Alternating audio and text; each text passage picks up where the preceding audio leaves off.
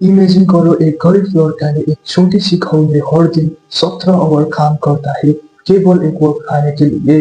अब इमेजिन करो इस लड़का ने आगे चलकर 1 लाख करोड़ की कंपनी बनाया। ये कहानी है होंडा की फाउंडर चायुजोंग की। चायुजोंग की जन्म 1950 में हुआ था कोरिया की छोटी सी गांव में। लेकिन उनकी सपना था कि स्कूल टीचर बनना। लेकिन फैमिली की फाइनेंशियल कंडीशंस इतनी खराब थी कि वो खुद की एजुकेशन भी पूरा नहीं कर पाते थे। उन्हें बचपन में ही दिन रात अपने फैमिली के साथ खेती में काम करना पड़ता था। लेकिन इतनी मेहनत के बाद भी इस कोई दिन तो जॉब फैमिली के पास एक वक्त खाना भी नहीं पाते थे। नो प्रॉपर क्लोथ्स और नो मेडिकल केयर्स दूर की बात था। शाहजून को लकड़ी बेचने के लिए कई बार तो बाजार भी जाना पड़ता था। वहां उन्होंने देखा कि लोग के पास सफिशिएंट खाना है और उन्होंने अच्छा कपड़ा लगाया है और वो भी बिना दिन रात खेतों में काम करे। इसी दौरान वो अपना गरीबी और अपना फार्म से फ्रस्ट्रेटेड हो गया और अपने लिए भी बेटर जिंदगी चाहने लगा। एक दिन उन्होंने न्यूज़पेपर आर्टिकल्स में पढ़ा पास से की शहर में बड़ा कंस्ट्रक्शन प्रोजेक्ट लग रहा था। इस प्रोजेक्ट के लिए वर्कर्स की जरूरत था। पढ़कर वो सोच में पड़ा और उनकी धड़कनें तेज हो गया। और फिर 1932 में 16 साल की एज में चाजुंग ने चौंका देने वाला फैसला किया। अपना घर छोड़कर शहर भागने वाला था। एक रात वो अपना दोस्त के साथ चुपके से शहर की तरफ निकल पड़ा। करीब 160 किलोमीटर चलने के बाद वो केवन शहर पहुंच गया और वहां कंस्ट्रक्शन लेबर्स का काम लिया। काम काफी मुश्किल पैसे था लेकिन शाहजू काफी खुश था क्योंकि वो अपने लाइफ में पहली बार इंडिपेंडेंटली कमाई पा रहा था। करीब 2 महीने तक सिलसिला चला और इसके बाद वो पकड़ गया। शाहजू की फादर ने ढूंढ लिया और उन्होंने वापस गांव लौटकर फार्मिंग में लगना पड़ा। उनकी लौटने से फैमिली तो काफी खुश हुआ लेकिन शाहजू खुश नहीं था। इन 2 महीनों में काम ले शाहजू की ऑन द कंस्ट्रक्शन और सिविल इंजीनियर्स का फैशन जगह दिया था। ऑल्सो वो जानते थे कि खेती में काम करके वो कभी भी गरीबी से बाहर नहीं निकल पाएगा और इसीलिए वो 2 बार भागने की कोशिश करता है लेकिन 2 बार उनकी फादर ले कुछ ही दिन में ढूंढ लेता है। फाइनली 1934 में 18 का एज में वो अपना 14 एस्केप अटेम्प्ट करता है और इस बार उन्होंने कोई नहीं रोकता है। वो सोहोल पहुंचता है और आज का दिन कोरिया ये का कैप्टन है। उन्होंने वहां जो भी काम मिला उन्होंने वो किया। सबसे पहला कंस्ट्रक्शन स्लैब और फिर फैक्ट्री वर्कर्स और फाइनली प्राइस में एक डिलीवरी बॉयज की जॉब मिला। कस्टमर की शॉप ओनर उनका काम से इतना इम्प्रेस था। 6 महीने अंदर में डिलीवरी बॉय से स्टोर मैनेजर संभालने जिम्मेदारी दिया। इसके बाद शाहजूंग ने काफी मेहनत की और अपना बलबूते में शॉप को ग्रो किया। 1937 में स्टोर की ओनर सीरियस बीमार पड़ा और उन्होंने सरप्राइजिंगली फैसला किया शाहजूंग की मेहनत देखता हुआ इस स्टोर को शाहजूंग की हवाले कर दिया। 22 साल की एज में शाहजूंग अपना एम्प्लॉइज से बिजनेस की ओनर बन चुके थे। अगले 2 साल में शाहजूंग ने और मेहनत की, बिल्ड ट्रस्ट और रेपुटेशन बिल्ड किया। इस बिजनेस तेजी से ग्रो करने लगा। एवरीथिंग इज गोइंग वेल तो भी एक ट्रेजेडी होता है। वर्ल्ड वॉर 2 के टाइम था। इसमें कोरिया जापान रूल था। जापानी चाहते थे कि उनकी मिलिट्री को वार में सफिशिएंट राइस सप्लाई मिलता रहे जिसकी चलते उन्होंने राइस स्टोर ओनरशिप लिया। हम सब राइस शॉप चलाने गया और काफी मेहनत की बनाया हुआ ये बिजनेस एक ही झटके में खत्म हो गया। शाहजूं काफी दुखी था लेकिन उन्होंने हार नहीं माना। अगर मैं दिल जान से कुछ भी काम करूं तो मैं उसमें सक्सेसफुल हो सकता हूँ। इसी सोच के साथ ये सब बिजनेस ढूंढने लगा जिसमें जापानीज गवर्नमेंट का इंटरफेरेंस नहीं था। जल्द उन्होंने कार रिपेयरिंग बिजनेस में जॉइन किया और 1940 में 30,000 का लोन लेकर सर्विस गैरेज खोला। लेकिन इस बार उसकी किस्मत इतनी खराब थी कि खोलने के 1 महीने बाद गैरेज में आग लग गया और सब कुछ जल गया था। शाहजूं की सिचुएशन काफी डिफिकल्टीज था। उन्होंने लोन चुकाना था और कस्टमर को एक चाहिए होने वाला लॉस कॉन्फिडेंसेट करना था। एक नॉर्मल इंसान एक ऐसे सिचुएशंस में इजीली हार मान सकते हैं, लेकिन शाहजून ने हमेशा इस प्रॉब्लम को फेस किया। उन्होंने 3,500 का फ्रेश लोन लिया और पहले से भी अच्छा गैरेज खोला।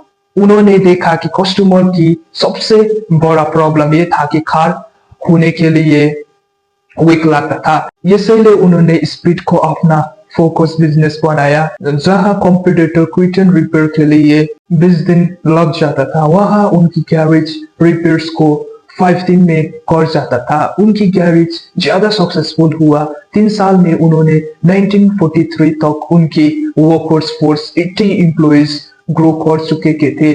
इसी टाइम चाजुंग ने अपना लोन पेड कर लिया था और फैमिली को सोहोल में सेटल कर लिया था। बिजनेस तेजी से ग्रो करने लगा और तभी एक और मेजर ट्रेजेडी होता है। जापान को वर्ल्ड वॉर 2 में के लिए वार रिलेटेड इक्विपमेंट्स बनाना था और जापान में उनकी गैरेज ओनरशिप लिया और लोकल स्टील प्लांट से ही मर्चेस कर दिया और एक बार फिर साल की मेहनत से खराब हुआ। ये बिजनेस एक ही झटके में छीन लिया। चाजुंग वापस से स्क्वायर वन में आ चुके के थे।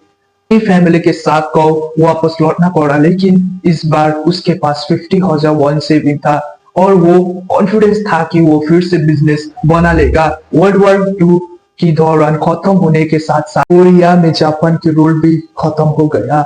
कोरिया का नॉर्दर्न एरिया में सोवियत यूनियन की इन्फ्लुएंस था और साउदर्न एरियाज में अमेरिका से ही, क्योंकि उन्होंने वर्ल्ड वॉर 2 में मिलकर जापान की अगेंस्ट में वॉर लड़ा था। ऐसे के चलते कोरिया नॉर्थ और साउथ कोरिया में डिवाइड हो गया। 1946 में चाजुंग वॉल आ जाता है और अपना कार रिपेयरिंग का बिजनेस रिस्टार्ट करते हैं।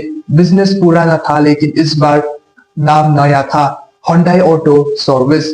हुंडई मतलब मॉडर्न कार रिपेयरिंग का बिजनेस ठीक ठाक चल रहा था कि तभी चाजुंग ने नोटिस किया कि अमेरिकन अपना मिलिट्री फोर्स के लिए बिल्डिंग बना रहे हैं। उन्होंने कंस्ट्रक्शन बिजनेस में एक बिग अपॉर्चुनिटीज को स्पॉट किया। उनकी कंस्ट्रक्शन ज्यादा एक्सपीरियंस नहीं था, लेकिन उनकी अंदर कंस्ट्रक्शन कोएफिशिएंट्स ऑलरेडी जिंदा था, जो उन्होंने यंग डेज में एक लेबर्स की तरह काम करा था मिलता था और इसीलिए उन्होंने 1947 में 31 की एज में हुंडई सिविल वर्क कंपनी को स्टैब्लिश किया और इस कंस्ट्रक्शन बिजनेस में एंट्री लिया। और शुरुआत में तो काफी छोटा सा काम मिला और फिर 1950 आते आते उनकी कंपनी को मेजर कंस्ट्रक्शन प्रोजेक्ट मिलने लगा और अब उनकी यही मेजर बिजनेस बन चुके के थे। सब कुछ ठीक चल रहा था कि तभी कहानी में एक और ट्विस्ट आता है। जून 1950 में नॉर्थ कोरिया साउथ कोरिया पर हमला करते हैं और नॉर्थ कोरिया ट्रूप्स सोल की काफी करीब आ चुके के थे।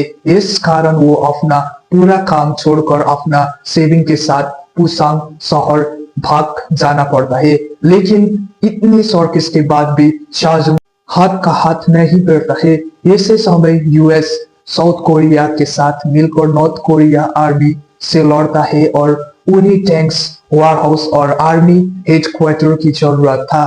चाजुंग ने ऑब्जर्व किया कि अमेरिकन के पास पैसे की कमी नहीं था। उन्होंने एक रिलायबल टाइमलाइन डिलीवरी चाहा था। चाजुंग ने अमेरिकन को दिया। उन्होंने छोटा सा टीम से वापस स्टार्ट किया और कैन डू मोटो बनाया, मतलब वो प्राइस राइट है तो कभी भी कंस्ट्रक्शन प्रोजेक्ट लेने की तैयार था। वार चल रहा था कि ऐसे में उन्हीं की प्रॉब्लम्स और कई बार तो लॉस हुआ, लेकिन एक बार जवाब देने के बाद उन्हें किसी प्रोजेक्ट को बीच में नहीं छोड़ता है। उनकी इस रिलेबिलिटीज के कारण उनकी अमेरिकन को काफी स्ट्रॉन्ग रिलेशनशिप डेवलप हुआ। 1952 में वार तो खत्म हो गया, लेकिन चाजुंग को फिर भी अमेरिकन से कॉन्ट्रैक्ट मिलता रहा और बोथ में साउथ कोरिया गवर्नमेंट ने भी कंट्री रिबिल्ड करने के लिए ब्रिज डैम और रोड तेजी से बिल्ड करना चालू किया और इन सब से हुंडई ने मेजर रोल प्ले किया और बिजनेस में एक्सपोनेंशियली ग्रोथ की। साउथ कोरिया का सबसे बड़ा डैम 1960 में चाजुंग ने अर्ली 50 में पहुंचा चुके थे और एक सक्सेसफुल कंस्ट्रक्शन कंपनी की मालिक था, बट वो इससे सेटिस्फाई नहीं था। शाहजहां हजारों किलोमीटर का रोड बना चुके थे और अब बारी था रोड में चलने वाला कार। 1967 में शाहजहां ने स्टैब्लिश की होंडा मोटर कंपनी और 1968 में फोर्ड के साथ डील की, जिसमें वो फोर्ड की कॉर्टिना कार को असेंबल करना था। 2 साल तक ये ज्वाइंट सक्सेसफुल चला, जिसके बाद दोनों कंपनी में कॉन्फ्लिक्ट डेवलपिंग हुआ। कॉर्टिना कार को असेंबल करना था। 2 साल तक ये ज्वाइंट सक्सेसफुल चला, जिसके बाद दो कंपनी में कॉन्फ्लिक्ट डेवलपिंग होने लगा। फोर्ड नहीं चाहते थे कि होंडा एक अपना खुद की कार बनाए और इसीलिए 1965 में शाहजहां ने ये पार्टनरशिप्स खत्म कर दिया और इमीडिएटली नया पार्टनर ढूंढने लगा। उन्होंने मैन्युफैक्चरिंग में टेक्नोलॉजी के लिए जनरल मोटर और जैसे कंपनी से डील करना कोशिश किया, लेकिन सब ने मना कर दिया और फाइनली ये साल उन्होंने जापान की सबसिस मोटर से एग्रीमेंट किया। सर्विस होंडा को कार बनाने की टेक्नोलॉजी लेने के लिए तैयार हो गया था। बेस्ट पार्ट्स बोस इस डील में होंडा अपना ब्रांडिंग और अपना दिया हुआ नाम ही साथ बेच सकता था और इसी दौरान साउथ कोरिया गवर्नमेंट ने ऑटोमोबाइल कंपनी ने एक निवेश निकाला, एक सिटीजन्स कार बनाने, एक ऐसा ही कार जो एफोर्डेबल और रिलायबल हो और इसमें केवल साउथ कोरिया में बना हुआ पार्ट्स। 1976 में शाहजहां ने एक नया प्लान सेटअप किया और होंडा ने साउथ कोरिया की फर्स्ट एवर मास प्रोड्यूस होंडा पोनी। अपना प्रोबेबिलिटीज के कारण ये कार साउथ कोरिया में इतना सक्सेसफुल हुआ, वो नहीं देखता है। होंडा ने 60% मार्केट शेयर कैप्चर किया और वहां सबसे बड़ा कंपनी बना, लेकिन एक कैच था, साउथ कोरिया से ही टोटल कार केवल 30,000 कार का था, जो प्रॉफिटेबल होने के लिए सफिशिएंट नहीं था और होंडा पोनी साउथ कोरिया में जितनी बड़ा सक्सेस था, ओवरसीज मार्केट में उतनी बड़ा फेलियर था। कार की क्वालिटी अच्छा नहीं था, गर्मी में पेंट जाते था और रेगुलरली मैकेनिकल इश्यूज आते थे और इन्हीं रीजन से होंडा मोटर कंपनी पिछले 7 साल से लॉस में चल रहा था। लोग ने शाहजहां से कहा कि उन्हें ये कंपनी जल्दी से जल्दी हो सके उतना जल्दी बंद कर देना चाहिए, लेकिन ट्रम्प के डिसीजन ने सबको शॉक्ड कर दिया। कंपनी बंद करने तो दूर की बात, वो एक नया कार कंपनी बनाया जिसमें हर साल 3 लाख कार प्रोड्यूस हो सके। कंपनी की मैनेजमेंट को ये डिसीजन समझ नहीं आया। आखिर हर साल हजारों लोग निकल कर इकोनॉमिकली इम्पावर्ड हो रहा था, जिसकी मतलब था कि वो कुछ साल में कार की डिमांड तेजी से ग्रो करने वाला था, प्लस एक नया कार को स्पेशली फॉरेन कंट्री में एक्सपोर्ट करने के लिए जाने वाला था। 1980 में ये फैक्ट्री रेडी हुआ और 1982 में होंडा ने कई सारा इम्प्रूवमेंट के साथ पोनी 2 कार लॉन्च किया। केवल ये कार साउथ कोरिया में सुपरहिट हुआ, बल्कि ये अफ्रीका के, लैटिन अमेरिकन और कनाडा जैसे कंट्री में भी सक्सेसफुल एक्सपोर्ट किया और अगले साल में होंडा ने 4 लाख कार बेचकर प्रॉफिटेबल हो चुके थे। होंडा एक ग्लोबल लेवल में एक डिसेंट कार कंपनी की तरह स्टैब्लिश हो चुके थे, लेकिन कार की टॉचेस्ट और बिगेस्ट कार मार्केट यानी कि यूएसए को क्रैक करना अभी भी बाकी था। इंटरनेशनली एक डिसेंट कार कंपनी में एक मेजर कार कंपनी बनाने के लिए यूएस में सक्सेसफुल होना जरूरी था। होंडा ने जब यूएस मार्केट को स्टडी किया तो देखा कि जापानीज में कॉम्पैक्ट कार की सेगमेंट्स कैप्चर कर रहा था और यूएस कंपनी को मिड और लार्ज साइज की मार्केट में कट थ्रोट कॉन्फिडेंस है, इसीलिए होंडा ने सॉफ्ट कॉम्पैक्ट मार्केट को टारगेट किया जैसे कॉन्फिगरेशन 0 था। साथ में होंडा ने देखा कि यूएस में सेकेंड हैंड कार की को था।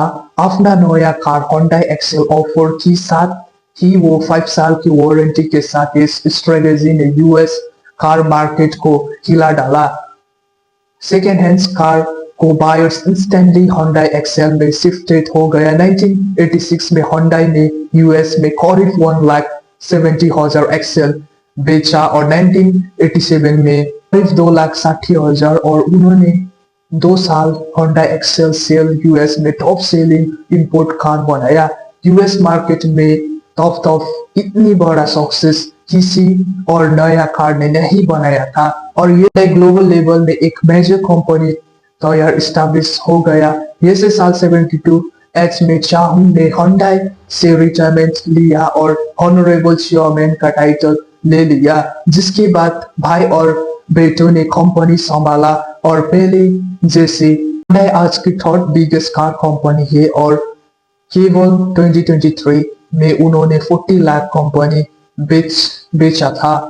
होंडाई ग्लोबली केवल कार कंपनी बिजनेस नहीं जाता है, लेकिन बहुत कम लोग को पता है कि होंडाई ग्रुप में टोटल 42 कंपनी है, जिसकी Hyundai elevators, Hyundai information technology और होंडाई हेवी इंडस्ट्री जो दुनिया की सबसे बड़ा शिप बिल्डिंग कंपनी है और होंडाई के कारण साउथ कोरिया आज जापान को पीछे कर रहा है।